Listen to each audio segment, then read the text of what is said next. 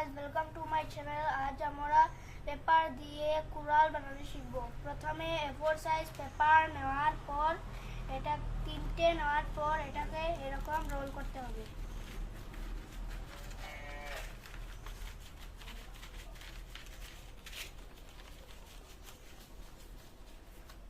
এরকম তিনটে রোল করতে হবে। রোল করার পর এরকম A4 সাইজ পেপার নিয়ে এটাকে এরকম ভাঁজ করতে হবে।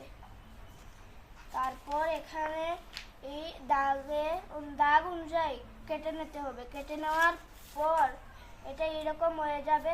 তারপর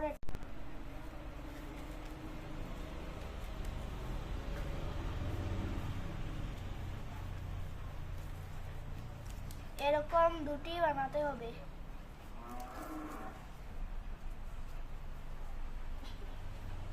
তারপর এটাকে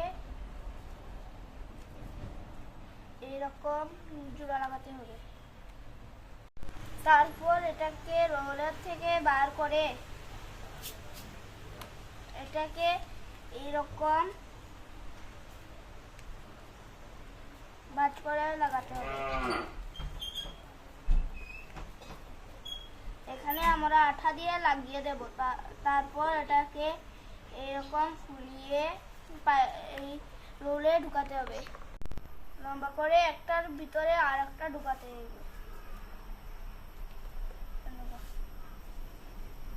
এই দেখো আমাদের কুড়াল।